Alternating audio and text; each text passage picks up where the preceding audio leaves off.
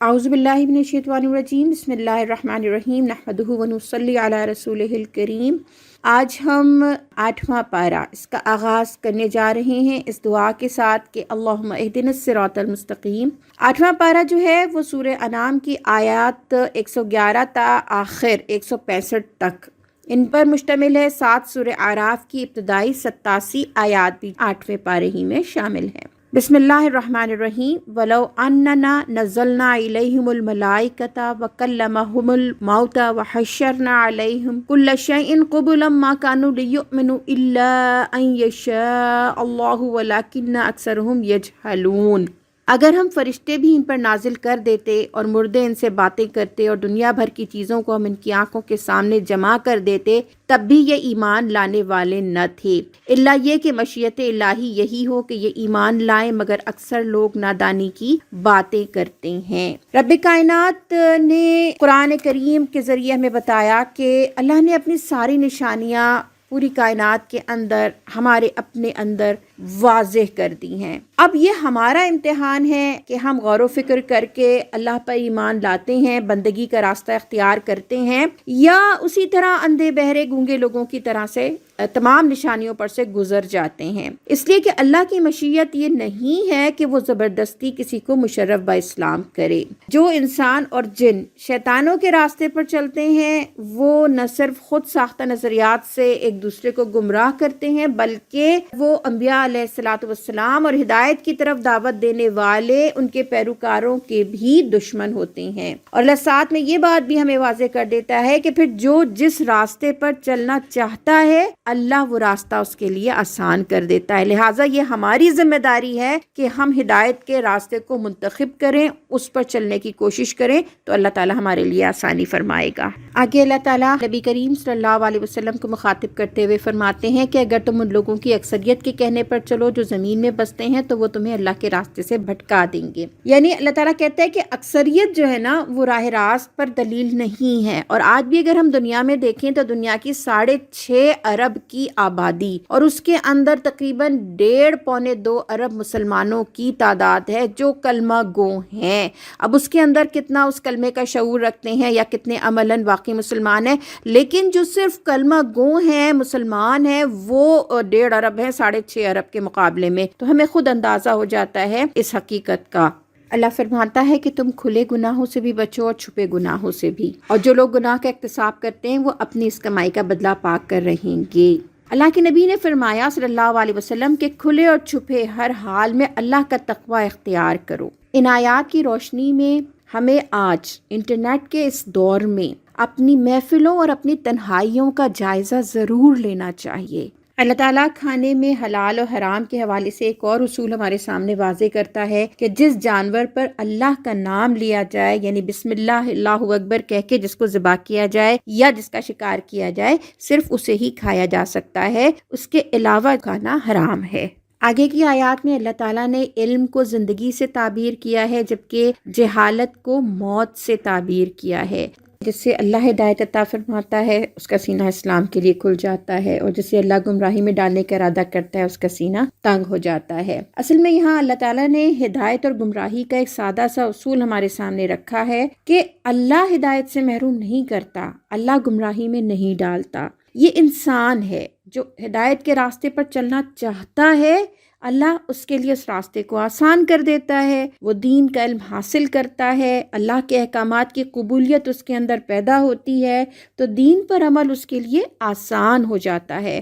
اور اس کے برعکس جو گمراہی کے راستے پہ چلنا چاہتا ہے، تمام علم کے باوجود اور نشانیاں ہونے کے باوجود بھی وہ نہیں چلنا چاہتا، تو پھر اسلام اس کے لیے بہت مشکل اور ایسا دین ہو جاتا ہے کہ جس پر چلنا اس کے لیے ناممکن ہو جاتا ہے۔ یہ سادہ سا اصول اللہ بیان فرماتے ہیں۔ جو راہ راست اختیار کر لیتا ہے ان کی نیک عملی کی وجہ سے اللہ تعالیٰ نے ان سے سلامتی کے گھر کا وعدہ کیا ہے۔ جہاں کی زندگی کو، جہاں کی نعمتوں کو پائیداری حاصل ہوگی، اور جہاں کی زندگی اور جہاں کی نعمتیں کبھی زوال پذیر نہیں ہوں گی۔ آگے اللہ تعالیٰ روز محشر کا نقشہ کھینچتا ہے۔ وہ گروہ جن اور انس جنہوں نے شیطان کی پیروی اختیار کی تھی اور دنیا میں غلط راستے پر چلنے میں اور دنیا میں گمراہی پھیلانے میں ایک دوسرے کا ساتھ دیا تھا، اللہ تعالیٰ ان کو مخاطب کرے گا اور ان سے یہ کہے گا کہ جس طرح دنیا میں تم گمراہی میں ایک دوسرے کے ساتھی تھے، اسی طرح سے جہنم میں بھی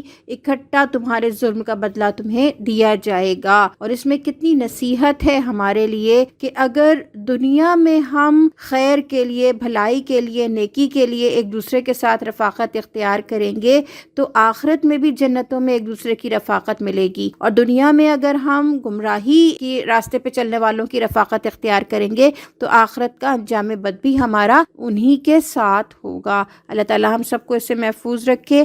آیت نمبر 132 میں اللہ تعالیٰ فرماتا ہے کہ ہر شخص کا درجہ اس کے ایمان اور عمل کے لحاظ سے ہے۔ پھر آیت 133 میں اللہ تعالیٰ فرماتا ہے کہ اللہ تعالیٰ تو بہت کریم ہے، بے نیاز ہے، مہربانی کرنے والا ہے، لیکن انسان کا معاملہ یہ ہے کہ وہ گمراہی کے راستے پر بڑھتا ہی چلا جاتا ہے۔ اللہ تعالیٰ یہ کہتا ہے کہ اگر وہ درگزر نہ کرے، مہلت نہ دے، تو تمہاری بدعمالیوں کے باعث تمہیں عذاب کی لپیٹ میں لے لے اور تمہاری جگہ دوسرے لوگوں کو زمین پر بسائے، جیسا کہ پچھلی قوموں کے ساتھ ہو چکا ہے۔ لیکن اللہ تعالیٰ کہتا ہے اس کے باوجود بھی اگر تم نہیں سدھرنے والے تو حقیقت یہ ہے کہ قیامت تو بہرحال برپا ہونے والی ہے اور پھر تمہیں اللہ کے حضور حاضر ہونا ہے۔ آگے کی آیات میں اللہ تعالیٰ مشرکین کے خود ساختہ حلال و حرام کی بات کرتا ہے، اور اس کے ساتھ ہی قتل اولاد کی ممانعت اللہ نے فرمائی کہ مشرکین مکہ ایک تو وہ اپنی بیٹیوں کو زندہ دفن کر دیتے تھے، دوسرے وہ اپنے بتوں کے اوپر بھی اپنی اولاد کا نذرانہ دیتے تھے، تو اس طرح قتل اولاد کے مرتکب ہوتے تھے۔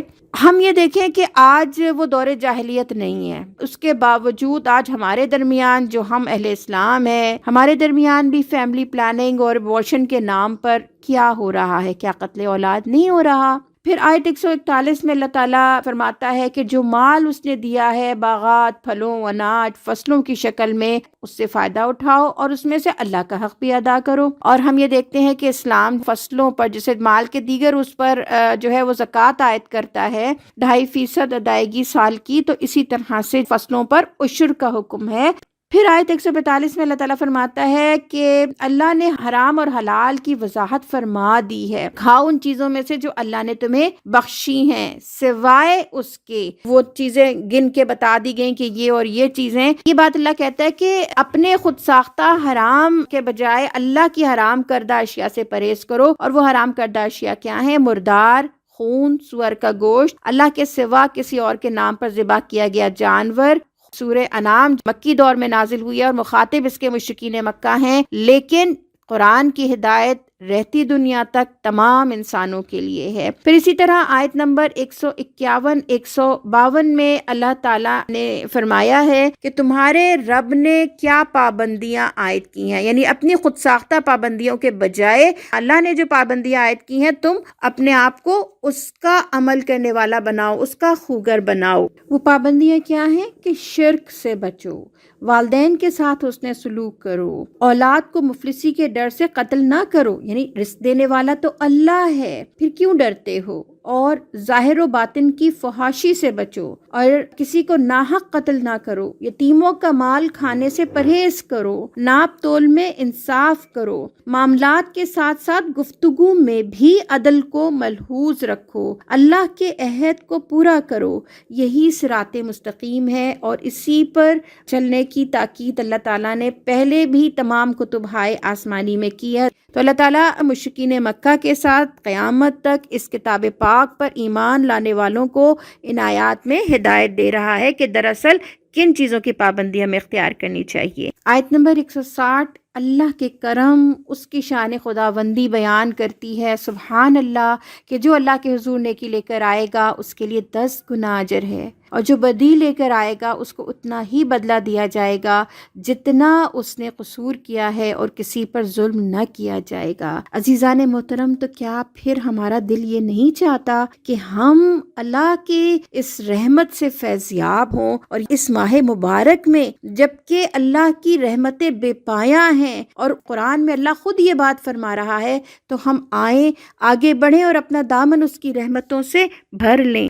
اس کے بعد کی 3 آیات میں اللہ تعالیٰ فرماتا ہے کہ صراط مستقیم کیا ہے؟ ہدایت کا راستہ، صحیح طرز زندگی، شرک سے پاک زندگی، وہ زندگی جو اس بات کی گواہی دیتی ہو ان صلاتی و نسکی و محیای و مماتی للہ رب العالمین، میری تمام تر عبادات، میری تمام تر قربانیاں اور جینے اور مرنے کے درمیان جو پوری زندگی، اس کا ہر عمل اللہ کی ہدایت کے مطابق ہو، اس کی رضا کے حصول کے لیے ہو، یہی توحید ہے اور یہی طرز زندگی اختیار کرنا ہے، اور یہی تمام انبیاء علیہ الصلوۃ والسلام کا اسوہ تھا، یہی حضرت ابراہیم علیہ السلام کا اور محمد رسول اللہ صلی اللہ علیہ وسلم کا اسوہ حسنہ تھا۔ پھر بھی لوگ زندگی کے بارے میں مختلف نظریہ حیات رکھتے ہیں، اس کی حقیقت کا ان کو اندازہ روز محشر ہو جائے گا۔ اختتامی آیات میں اللہ باور کراتا ہے کہ اس نے تمہیں زمین میں خلیفہ بنایا ہے اور اس ذمہ داری کی ادائیگی کے لیے مختلف ذمہ داریاں دی ہیں، اور یہی تمہارا امتحان ہے، اور ہر شخص جو کچھ کماتا ہے اس کا ذمہ دار وہ خود ہے، کوئی بوجھ اٹھانے والا دوسرے کا بوجھ نہیں اٹھائے گا، یعنی اپنے کیے گا خمیازہ انسان خود بھگتے گا، کوئی دوسرا نہیں، اور اپنے حسن بندگی کا صلہ خود پائے گا، کوئی دوسرا نہیں۔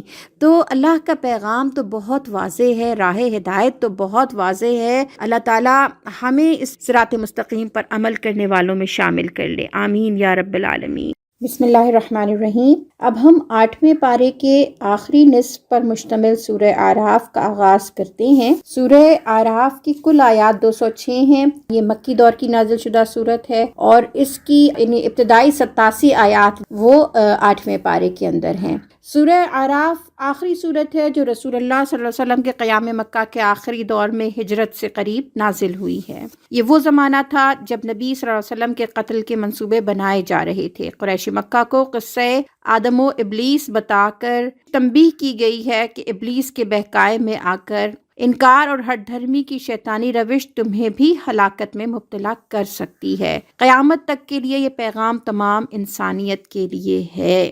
آغاز سورہ میں اللہ تعالیٰ نے نزول قرآن کی غرض و غایت بیان فرمائی ہے کہ منکرین کو انجام بد سے ڈرایا جائے، جبکہ اہل ایمان کو بھولا ہوا سبق یاد دلایا جائے۔ نبی صلی اللہ علیہ وسلم کے ذریعے سے پوری امت کو یہ پیغام دیا گیا ہے کہ قرآن کی دعوت انسانوں تک پہنچانے میں کسی جھجک کا شکار نہ ہوں۔ لوگ کس طرح رسپونڈ کرتے ہیں، یہ کوئی ہیزیٹیشن ہمارے اندر نہیں ہونی چاہیے۔ اس کے بعد فرمایا کہ اگر وہ اس کتاب کو نہیں مانتے اور اپنا عمل اس کے مطابق تبدیل نہیں کرتے تو پھر اللہ سے ڈریں کہ اللہ کا عذاب پچھلی قوموں پر جب آیا تو وہ رات کو بے خبر سو رہی تھی یا دوپہر میں آرام کر رہی تھیں۔ یہ بات ہر دور کے منکرین سے کہی جا رہی ہے۔ عذاب دیکھ کر انہوں نے ایڈمٹ کیا کہ واقعی ہم ظالم تھے، اسی قابل تھے، مگر اس وقت کا تسلیم کرنا ان کے حق میں فائدہ مند نہیں تھا۔ روز محشر انصاف کے دن، یوم جزا کے دن اللہ تعالیٰ لازماً باز پرس کرے گا، یہ اس نے بتا دیا۔ یہ اس کی رحمت اور اس کے عدل کا تقاضا ہے۔ انبیاء علیہ السلام سے بھی پوچھا جائے گا کہ انہوں نے پیغام پہنچانے کی جو ذمہ داری انہیں دی گئی تھی وہ ادا کر دی یا نہیں۔ ان آیات میں یہ پہلو بھی موجود ہے کہ ہر دور کی امت مسلمہ جس کا یہ فریضہ ہے کہ قرآن و سنت کی دعوت اپنے دور کے لوگوں تک پہنچانا، دین حق کی گواہی اپنے قول اور عمل سے دینا، اس کے لیے جد و جہد دنیا میں کرنا، کیا انہوں نے یہ فریضہ ادا کیا تھا اور کتنا اور کیسے ادا کیا تھا، یہ بات اللہ تعالیٰ کے حضور ہم سب سے پوچھی جائے گی، اور جن تک دعوت پہنچائی گئی ان سے بھی مواخذہ ہوگا۔ ہم سب کے لیے یہ لمحہ فکریہ ہے۔ پھر آیت 8 میں فرمایا گیا کہ روز محشر جب اعمال کے وزن کیے جائیں گے تو وزن صرف حق کا ہوگا، باقی سب اعمال ضائع ہو جائیں گے۔ یعنی وہ عمل جو قرآن اور سنت رسول اللہ صلی اللہ علیہ وسلم کے مطابق تھا، اس عمل کو تو وزن دیا جائے گا بحیثیت حق، باقی سب کچھ رد کر دیا جائے گا۔ اس میں اہل حق کے لیے تسلی ہے کہ دنیا میں اکثر گمراہ اور ظالم اور حق کو مسترد کرنے والے افراد اور اقوام خوب پھل پھول رہے ہوتے ہیں، جبکہ اہل حق آزمائش اور ابتلا کا شکار ہوتے ہیں۔ دنیاوی اعتبار سے اکثر محنت اور جدوجہد کے باوجود کامیابی سے محروم رہتے ہیں۔ تو اللہ بتاتا ہے کہ اصل کامیابی، اصل ہار اور جیت کا دن، جو اللہ نے سورہ تغابن میں فرمایا ذالک یوم التغابن، کہ وہ حشر کا دن ہوگا، آخرت کا دن ہوگا، جب صرف حق ہی کو وزن مانا جائے گا، باقی سب راکھ کا ڈھیر قرار دے کر اڑا دیا جائے گا۔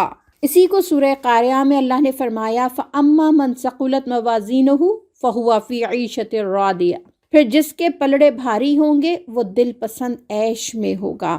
وَأَمَّا مَنْ خَفَّتْ مَوَازِينُهُ فَأُمُّهُ هَاوِيَةٌ، اور جس کے پلڑے ہلکے ہوں گے اس کی جائے قرار گہری کھائی ہوگی، یعنی بھڑکتی ہوئی آگ، اور پھر انہیں اللہ کی طرف سے سخت سزا کا سامنا ہوگا۔ اسی لیے نبی اکرم صلی اللہ علیہ وسلم نے ہمیں یہ دعا سکھائی ہے، اللہم ارنا الحق حقا وارزقنا اتباعہ وارنا الباطل باطلا وارزقنا اجتنابہ، کہ اللہ ہمیں حق کو حق سمجھنے والا اور اس کی اتباع کرنے والا بنا، اور ہمیں باطل کو باطل سمجھنے والا اور اس سے اجتناب کرنے والا بنا۔ آیت 11-23 میں اللہ تعالیٰ نے قصہ آدم و ابلیس ہمیں بتایا ہے کہ یہ مارکہ خیر و شر، اس کی ابتدا کہاں سے اور کیسے ہوئی، اور شیطان کی ازلی اور ابدی دشمنی بنی آدم سے اس کا کیا حوالہ بنتا ہے۔ اللہ نے بڑے اکرام اور اعزاز کے ساتھ آدم کی تخلیق کی، اپنا خلیفہ بنایا، اپنی تمام مخلوقات میں سے اس کو اشرف قرار دیا، فرشتوں اور ابلیس سے کہا کہ سجدہ کرو، لیکن شیطان نے اپنی بہتری اور بڑائی کا تکبر کرتے ہوئے انکار کر دیا، بارگاہ الہی سے وہ مردود ٹھہرا۔ اس نے نہ صرف انکار کیا اور ضد اور ہٹ دھرمی سے انسانوں کو اس نے بہکانے کا اللہ کو چیلنج دیا۔ اس طرح اس مارکہ حق و باطل کا آغاز جنت ہی میں حضرت آدم علیہ السلام کی تخلیق کے ساتھ شروع ہو گیا۔ ہمیں یہ بھی دیکھنا ہوگا کہ شیطان کیسے حملہ آور ہوتا ہے۔ اگر ہم یہ بات سمجھ لیں تو ہم شیطان کے حملوں سے اپنے آپ کو محفوظ رکھ سکتے ہیں۔ شیطان آگے سے، پیچھے سے، دائیں سے، بائیں سے، انسان کے کمزور مقامات سے، اس کی خواہشات نفسانی کے ذریعے آتا ہے، خاص طور پر جنسی خواہش، دولت مند بننے کی خواہش۔ وہ خیر خواہ بن کے آتا ہے، دھوکہ دیتا ہے، جھوٹے وعدے کرتا ہے، پھر انسان اختیار، عزت، شہرت، دولت کے لیے تمام جائز اور ناجائز راستے اختیار کرتا ہے۔ شیطان کی ان اکساہٹوں کو ہم سمجھیں اور ان سے بچنے کی کوشش، یہی ہمارا امتحان ہے۔ اللہ نے کتنے مان سے کہا تھا نا کہ میرے بندوں پر تیرا کوئی زور نہیں ہوگا، میرے بندوں پر۔ گویا اگر ہم اللہ کے فرما بردار بندے بن جائیں تو شیطان کے بہکانے سے بچ سکتے ہیں۔ اللہ تعالیٰ نے حضرت آدم اور حوا علیہ السلام سے کہا تھا کہ جنت میں رہیں اور میرے احکامات کی پیروی کریں، لیکن شیطان نے انہیں بہکایا اور اس درخت کا پھل کھلا دیا جس سے اللہ نے منع فرمایا تھا۔ اس کے نتیجے میں ان کے سطر کھل گئے۔ گویا شیطان کی پہلی ضرب حیا پر تھی، جو انسان کے لیے نہ صرف جنسی منکرات بلکہ تمام نفسانی منکرات پر اللہ کی طرف سے ایک قلعہ ہے، ایک کور ہے۔ اسی لیے نبی صلی اللہ علیہ وسلم نے فرمایا کہ اگر تجھ میں حیا نہیں تو جو چاہے کرے۔ آج تک شیطان کا کوئی منصوبہ مکمل نہیں ہوتا جب تک کہ وہ حیا کو ٹارگٹ نہیں کرتا، خاص طور پر عورت کو بے لباس کر کے باہر نہیں نکال دیتا۔ بے حجابی شیطان کا بہت مؤثر ٹول ہے۔ اس کے لیے مخلوط معاشرت، جنسی بے راہ روی، LGBTQ کی تحریکیں شیطانی تہذیب کے فتنے ہیں جو انسانوں کی تباہی کا شیطانی ایجنڈا ہے۔ ہمیں یاد رہے جو چیلنج اس نے اللہ رب العزت کو انسانوں کو بہکا کر انسانوں کو اللہ کی نظروں میں رسوا کرنے اور نعوذ باللہ من ذالک اللہ کے چناؤ کو غلط ثابت کرنے کا کیا ہے، وہ اس پر مستقل مزاجی سے عمل پیرا ہے۔ یہاں ایک اور پہلو بھی ہے جس پہ ہمیں غور کرنا چاہیے کہ آدم سے غلطی ہوئی لیکن انہوں نے توبہ کی، غلطی کا اعتراف کیا، گناہ پر اصرار نہیں کیا۔ یہ ہے آدم کا وصف، ہمارے لیے اس میں سبق ہے۔ انہوں نے اللہ سے دعا کی، ربنا ظلمنا انفسنا وان لم تغفر لنا وترحمنا لنکونن من الخاسرین، کہ یا اللہ ہم نے اپنی جانوں پر ظلم کیا ہے، اور اگر تو نے ہمیں معاف نہ کیا اور ہم پر اپنی رحمت نہ کی تو ہم خسارہ پانے والوں میں سے ہو جائیں گے۔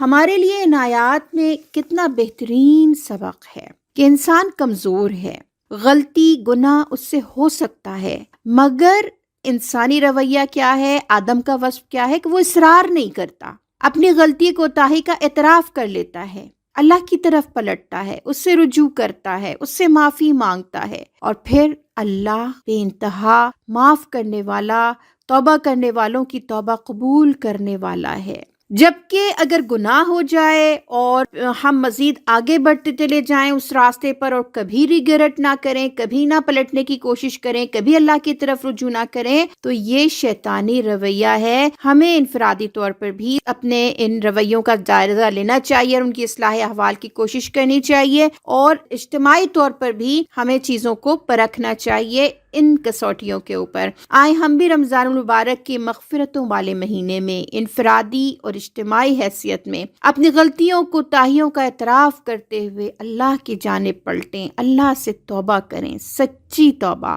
تو ہماری اپنی قوم اور امت کی زندگی بدل سکتی ہے۔ آیت نمبر 26 تا 32 ہمیں بتایا گیا ہے کہ انسان کا لباس پہننا کسی ایولیوشن کا نتیجہ نہیں ہے، کسی ارتقائی عمل کا نتیجہ نہیں ہے، بلکہ کہا گیا کہ اے اولاد آدم، ہم نے تم پر لباس نازل کیا ہے۔ لباس اللہ کی جانب سے ہے، لباس الہامی چیز ہے۔ لباس کا انداز اور اوڑھنے پہننے کے سٹائل انسان کے اخلاق، معاشرت، معیشت، ہر چیز پر اثر انداز ہوتے ہیں، اور لباس انسان اور حیوان میں فرق کرنے والی چیز ہے۔ اور ساتھ ہی اصول بتا دیا کہ تقوی کا لباس، خیر کا لباس ہی بہترین لباس ہے۔ لباس کے جو مقاصد اللہ تعالیٰ نے بیان فرمائے ہیں اور ایک سیکوینس کے ساتھ ہیں، ہمیں ان کو سمجھنے کی بھی ضرورت ہے اور اس کے سیکوینس کو بھی فالو کرنے کی ضرورت ہے۔ پہلا مقصد لباس کا یہ ہے کہ یہ ستر پوشی کرنے والا ہو، دوسری چیز یہ ہے کہ حفاظت کرنے والا ہو، اور تیسرا یہ ہے کہ زینت کا ذریعہ ہو۔ تو جو ستر پوشی کی بات ہے، ہمیں یہ جاننے کی بھی ضرورت ہے کہ ستر پوشی کیا چیز ہے، خصوصاً مسلم خواتین کے لیے تمام تفصیلات سے آگاہ ہونا ضروری ہے۔ اسی طرح سے سردی گرمی سے اور موسموں کے اثرات سے حفاظت کے بارے میں تو ہم جانتے ہی ہیں، لیکن زینت کا ذریعہ ہم یہ دیکھیں، ذرا غور کریں کہ اللہ تعالیٰ نے انسان کے اندر ایستھیٹک سینس رکھا ہے اور اس سینس کا لحاظ بھی رکھا ہے کہ انسان زینت کو پسند کرتا ہے، تو اللہ نے کہا کہ لباس تمہارا ایسا ہو جو تمہیں زینت بھی دیتا ہو۔ یہ اللہ کی بنائی ہوئی ترتیب ہے، لیکن ہم غور کریں تو ہم نے اس ترتیب کو، اس سیکوینس کو چینج کر دیا ہے۔ زینت پہلے آ گئی ہے اور باقی چیزیں کہیں پیچھے چلی گئی ہیں۔ اس کے ساتھ ہی جو بات تقویٰ کے لباس کی کہی گئی کہ یہ وہ بہترین لباس ہے جو ستر پوش ہو، جو اتنا باریک نہ ہو کہ سی تھرو ہو اور اتنا ٹائٹ نہ ہو کہ لباس پہن کر بھی ایسا لگے کہ بے لباس ہیں، اور زینت میں بھی حد سے بڑھا ہوا نہ ہو، اور دوسری قوموں سے مشابہت نہ رکھتا ہو، مردوں سے مشابہت نہ رکھتا ہو۔ یہ ساری چیزیں تقویٰ کے لباس میں شامل ہیں، اور اگر ہم بحیثیت مسلمان خواتین کے اس کو فالو کریں گے تو ایک پازیٹیو چینج ہماری اپنی زندگی میں اور ہمارے اپنے ماحول میں بھی آئے گا۔ آیت 33 سے 35 تک اللہ تعالیٰ معاملات، رویوں اور اخلاقیات کے بابت ہماری رہنمائی فرماتا ہے کہ بے شرمی کے کام کھلے ہوں یا چھپے، حق کے خلاف زیادتی، اور یہ کہ اللہ کے ساتھ کسی کو شریک کیا جائے، یہ ساری چیزیں اللہ تعالیٰ نے منع فرمائی ہیں، یہ شیطانی اعمال ہیں، اور ان کی وجہ سے دنیا کی زندگی میں بھی فساد پیدا ہوتا ہے، اور اس کا انجام جو ہے پھر وہ جہنم ہے۔ اور آج ہم اگر زمین کو دیکھیں تو یہی فساد وہ ہمیں جا بجا پھیلا ہوا نظر آتا ہے۔ یہ صرف 3 چیزیں ہیں، لیکن ان 3 چیزوں کے اثرات کتنے زیادہ انسانوں کی زندگی کے اوپر ہیں اور پوری انسانی دنیا کے اوپر ہیں۔ ہمیں ان سے بچنے کی بہت کوشش کی ضرورت ہے۔ آیت 35 اور 36 میں روز محشر اللہ تعالیٰ کے سامنے پیشی کا منظر ہے کہ جب یہ گروہ دوزخ میں داخل کیے جائیں گے تو اگلے اور پچھلے ایک دوسرے پر لعنت کرتے ہوئے داخل ہوں گے۔ پیروکار کہیں گے کہ یا اللہ ان لیڈرز کو دوہرا عذاب دے، کہ یہ نہ ہوتے تو ہم مومن ہوتے، اور لیڈرز کہیں گے تم خود مجرم تھے، خود لالچی تھے، خود تم نے دھوکہ کھایا، ہم نے تو تمہیں گمراہ نہیں کیا تھا۔ اللہ تعالیٰ فرمائے گا کہ سب کے لیے دوہرا عذاب ہے، کیونکہ کوئی کسی کا لیڈر ہے اور کوئی کسی کا فالوور ہے۔ اور ہم غور کریں کہ یہ دوہرا عذاب کیوں ہوگا، ایک خود بہکنے کا اور دوسرا بہکانے کا۔ ہم جو کچھ بھی کرتے ہیں اس کے اثرات صرف ہماری ذات تک محدود نہیں رہتے، دوسرے بھی اس سے متاثر ہوتے ہیں۔ اگر ہم کچھ اچھا کرتے ہیں تو اپنے ارد گرد اپنے ماحول پر اچھے اثرات مرتب کرتے ہیں، اور یہ عمل آگے بڑھتا ہے اور ہمارے آخرت کے اجر میں اضافہ بھی ہوتا ہے۔ اسی طرح اگر ہم کچھ غلط کرتے ہیں تو پھر اس سے بھی ہمارے ارد گرد کا ماحول متاثر ہوتا ہے، پھر ظاہر ہے کہ اس عمل کا جو گناہ ہے وہ بھی اسی طرح ملٹیپلائی ہوتا جاتا ہے۔ اس لیے خاص طور پر جو لیڈرز ہیں، قائدین ہیں، جو انفلوئنسرز ہیں، انہیں یہ سوچنا چاہیے کہ وہ کون سے اثرات معاشرے پر چھوڑ رہے ہیں، اور ہمیں بھی یہ سب کو سوچنا چاہیے کہ ہم کس طرح کے لیڈرز کو چوز کر رہے ہیں۔ آج امت مسلمہ کی تباہی کا سب سے بڑا سبب ہی غلط لیڈرشپ کا ہمارے اوپر مسلط ہونا ہے۔ آیت نمبر 40 سے 52 تک اللہ تعالیٰ نے اپنی نشانیاں بتائی ہیں اور اپنی قدرت کا ذکر فرمایا ہے۔ فرمایا کہ انکار آخرت کرنے والوں کے لیے جنت میں جانا اتنا ہی ناممکن ہوگا جتنا کہ سوئی کے ناکے سے اونٹ کا گزرنا، اور اللہ کی راہ سے روکنے والے اور اللہ کے راستے کو ٹیڑھا کرنے والے جہنم میں جائیں گے۔ یہ کون لوگ ہیں اور اللہ کے راستے سے کیسے روکا جاتا ہے، اس پر ہمیں غور کرنا چاہیے۔ یعنی آخرت میں جنہوں نے اللہ تعالیٰ کے احکامات کو، اللہ کی اس نصیحت کو، اس قرآن کو صرف نظر کیا تو پھر وہ جنت میں ہرگز بھی نہیں جا سکتے۔ اصحاب اعراف کا ذکر ہے جو جنت والوں کو دیکھ کر دعا کریں گے اور دوزخ والوں کو دیکھ کر پناہ مانگیں گے، اور وہ دوزخ میں کچھ اہم اور بڑی شخصیات کو دیکھ کر کہیں گے کہ آج تمہارے جتھے کسی کام نہ آئے، اور نہ وہ تمہارے اختیارات اور نہ وہ تمہارا ساز و سامان جن کو تم بڑی چیز سمجھتے تھے، اور دنیا میں بڑائی کا معیار سرداری، چودراہٹ، دولت، منصب، اختیار، اقتدار، لیکن آخرت میں یہ سب کچھ الٹ پلٹ ہو جائے گا۔ وہاں صرف ایمان اور تقوی ہی قابل قدر ٹھہرے گا۔ تو اللہ تعالیٰ نے جو آخرت کی نعمتیں رکھی ہیں، جنت کی نعمتیں رکھی ہیں، وہ طلب کریں گے وہ لوگ، لیکن اللہ کہے گا کہ یہ چیزیں ہم نے ان لوگوں پر حرام کر دی ہیں جو دنیا کی زندگی کے فریب میں مبتلا رہے، اور اللہ فرماتا ہے کہ آج ہم بھی انہیں اسی طرح بھلا دیں گے جس طرح وہ اس دن کی ملاقات کو بھولے رہے، یعنی آخرت کے حساب کتاب کو، آخرت کی جواب دہی کو بھولے رہے۔ تو اللہ تعالیٰ ہمیں اس انجام بد سے محفوظ رکھے اور اس کی تیاری ہمیں آج ہی کرنے والا بنائے۔ آیت 54 تا 58 اللہ تعالیٰ کی نشانیاں بیان کی گئی ہیں اور بتایا گیا ہے کہ اسی کی خلق ہے اور اسی کا حکم چلے گا، یعنی ایسا نہیں ہو سکتا کہ وہ محض خالق ہے اور پیدا کر کے دوسروں کے حوالے کر دیا ہے کہ وہ اپنا حکم چلائیں، نہ ہی اس خلق کو ایسا خود مختار بنا دیا ہے کہ جو چاہے کرتے پھریں۔ ان نظریات نے اور ان رویوں نے انسانوں کو بہت زیادہ تباہی سے اور زمین کو فتنہ و فساد سے معمور کر دیا ہے۔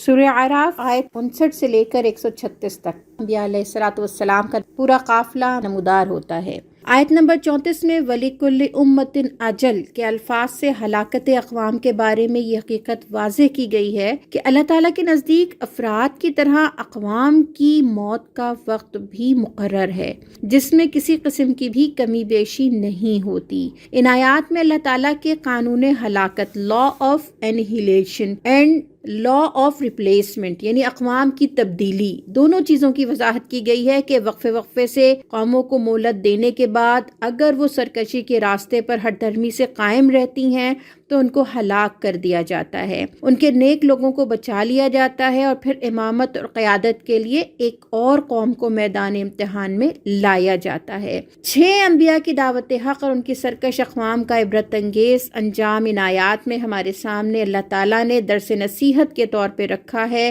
ان کے جرائم بھی گنوائے ہیں اور طریقہ ہلاکت بھی بیان کیا گیا ہے۔ اس میں قوم نوح کا ذکر ہے، حضرت نوح علیہ السلام کی جو قوم تھی، حضرت ہود علیہ السلام کی کی قوم قوم عاد کا ذکر ہے، حضرت صالح علیہ السلام کی قوم قوم سمود کا ذکر ہے، حضرت لوط علیہ السلام کی قوم کا ذکر ہے، اور حضرت شعیب علیہ السلام اور ان کی قوم کا ذکر ہے، حضرت موسیٰ علیہ السلام اور آل فرعون کا ذکر موجود ہے۔ یہ تمام انبیاء علیہ الصلوۃ والسلام ایک ہی دعوت پیش کرتے تھے کہ اے قوم صرف اللہ کی بندگی کرو اور اللہ کے سوا کوئی حاکم اور الہ نہیں ہے، اور آخرت کا دن برپا ہونا ہے، ہم سب کو پلٹ کے اپنے رب کے پاس جانا ہے اور اس کو اپنی زندگی کا حساب دینا ہے۔ لیکن اگر تم سرکشی سے باز نہیں آتے تو پھر دنیا میں بھی اللہ کے عذاب کی لپیٹ میں آ سکتے ہو، اور ہم تمہیں اللہ کے عذاب سے باخبر کر دیتے ہیں۔ لیکن ان کی اقوام نے اپنے سرداروں کی، اپنے حکمرانوں کی، اپنے بڑوں کی سالاری میں اپنے رسولوں کے ساتھ جھگڑا کیا اور ان کی باتوں کو نہیں مانا۔ غور کریں، سرداران، اشرافیہ، ایلیٹس کے مفادات پر زد پڑتی تھی اور وہ اپنی قوم کو اسلام سے یعنی اللہ اور رسول پر ایمان اور ان کی اطاعت سے برگشتہ رکھتے تھے۔ نتیجہ یہ ہوتا تھا کہ پھر اللہ کے عذاب کی لپیٹ میں آتے تھے اور پوری قوم کو نشانہ عبرت بنا دیا جاتا تھا، ان سرداران اور ان ایلیٹ سمیت۔ اور حقیقت میں اگر ہم غور کریں تو یہ سلسلہ آج تک جاری ہے، اور قوم نوح کی ہلاکت جو ہے وہ ایک طوفان کے ذریعے ہوئی، طوفان نوح نے ان کو غرق کر دیا۔ قوم عاد جو ہے وہ آندھیوں کے ذریعے ہلاک کی گئی، قوم سمود جو ہے وہ زلزلے کے ذریعے ہلاک کی گئی، قوم لوط پر پتھروں کی بارش کی گئی، قوم شعیب پر زلزلے کے ذریعے ان کا خاتمہ کیا گیا، اور آل فرعون وہ بھی غرقاب کر دیے گئے۔ اللہم اغفرنا اللہم اغفرنا اللہم اغفرنا اللہم لا تقتلنا بغضبک ولا تہلکنا بعذابک وعافنا قبل ذلک۔ حضرت نوح علیہ الصلوۃ والسلام کہ انہوں نے تقریباً 950 سال تک اپنی قوم کو دعوت دی تھی، اور قرآن کہتا ہے ان کی قوم نے، ان کے سرداران نے ملک میں ظلم اور مکر کے جال بچھا رکھے تھے اور وہ تبدیلی برداشت نہیں کرتے تھے۔ نوح علیہ السلام نے اتنے عرصے تک دعوت و تبلیغ کے بعد پھر اللہ تعالیٰ سے اس بات کی فریاد کی تھی کہ یہ قوم سدھرنے والی نہیں ہے، میں نے ہر طرح سے اس کو سمجھا کے اور ہر طرح سے اس کو صحیح راستے کی طرف بلا کر دیکھ لیا، اور اس کا نتیجہ یہی ہوا کہ وہ ہلاک کر دی گئی۔ اسی طرح قوم عاد کا بھی یہی حال ہوا۔ قوم سمود بھی بہت ترقی یافتہ قوم تھی، اللہ سے اس نے نشانی مانگی، اللہ نے اونٹنی بھیجی لیکن اس کو انہوں نے قتل کر دیا اور بات نہیں مانی۔ قوم لوط علیہ السلام ہم جنس پرستی کرتی تھی، اور یہ وہی ہومو سیکشوالٹی ہے جس کو آج دنیا میں تہذیب یافتہ اقوام نے انسانی حقوق کے دائرے میں شامل کیا ہوا ہے، اور بڑے ترقی یافتہ ممالک نے اپنے آئین کا حصہ اس کو قرار دیا ہے، اور ہمارے ملک کے اندر بھی اس طرح کے قوانین بنائے جا رہے ہیں اور ہماری قوم کو بھی اس راستے پہ لے کے جایا جا رہا ہے۔ یہ لمحہ فکریہ ہے ہم سب کے لیے۔ بالآخر حضرت لوط علیہ السلام کی قوم جو بہت سمجھانے کے باوجود نہیں سدھری تو اللہ تعالیٰ نے انہیں اٹھا کر پٹخ دیا اور ان کے اوپر پتھروں کی بارش کا عذاب آیا تھا۔ اور یہ بہت ہی عبرت انگیز آیات ہیں کہ اللہ کے قوانین کو بدلنے کی اجازت نہیں ہے۔ آج اگر کوئی اللہ کی ساخت کو بدلنے کی کوشش کر رہا ہے اور جو طریقہ زندگی اللہ نے بتایا ہے اس کو بدل کر کوئی اور اپنا طریقہ اختیار کرنے کی کوشش کر رہا ہے تو اس کو اللہ سے ڈرنا چاہیے۔ آج کوئی نبی نہیں ہے، ورنہ اس طرح کی قومیں آج بھی اٹھا کے پٹختی جاتی۔ شعیب علیہ السلام کی قوم کرپٹ تھی، ناپ تول میں کمی کرتی تھی، بددیانتی کرتی تھی۔ ان کی اصلاح کے لیے حضرت شعیب علیہ السلام آئے، لیکن سرداران قوم نے کہا کہ اگر شعیب علیہ السلام کی پیروی کرو گے تو برباد ہو جاؤ گے، اس لیے کہ تمہارے مفادات پر زد پڑے گی، اور جو تم دنیا میں مال سمیٹنے میں، ناجائز طریقے سے اپنی آمدنیاں بڑھانے میں، اپنے کاروبار بڑھانے میں لگے ہوئے ہو، پھر اس پہ تمہیں کمی کا سامنا کرنا پڑے گا۔ تو ہر زمانے کے بگڑے ہوئے لوگوں نے حق سے یہی خطرے محسوس کیے ہیں، اور آج بھی ہم دیکھیں کہ سرداران اور حکمران یہ کہتے ہیں کہ اگر سود نہیں ہوگا تو تجارت کیسے چلے گی۔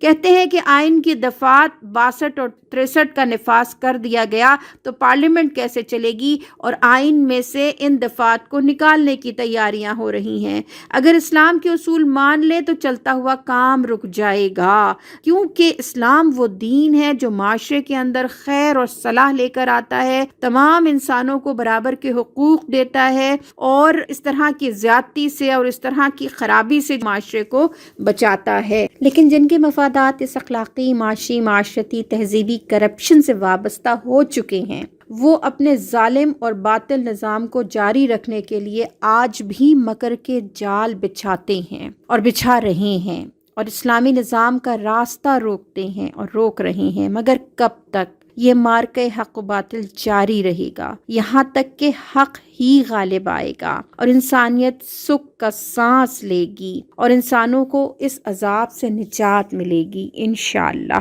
8ویں پارے کا اختتام اس آیت پر ہوتا ہے وَإِن كَانَتْ طَائِفَةٌ مِّنكُمْ آمَنُوا بِالَّذِي أُرْسِلْتُ بِهِ وَطَائِفَةٌ لَّمْ يُؤْمِنُوا فَاصْبِرُوا حَتَّى يَحْكُمَ اللَّهُ بَيْنَنَا وَهُوَ خَيْرُ الْحَاكِمِينَ۔ اگر تم میں سے ایک گروہ اس تعلیم پر جس کے ساتھ میں بھیجا گیا ہوں ایمان لاتا ہے اور دوسرا ایمان نہیں لاتا تو صبر کے ساتھ دیکھتے رہو یہاں تک کہ اللہ ہمارے درمیان فیصلہ کر دے اور وہی سب سے بہتر فیصلہ کرنے والا ہے۔ وآخر دعوانا ان الحمد للہ رب العالمین۔ ربنا ظلمنا انفسنا وإن لم تغفر لنا وترحمنا لنکونن من الخاسرین۔ آمین یا رب العالمین۔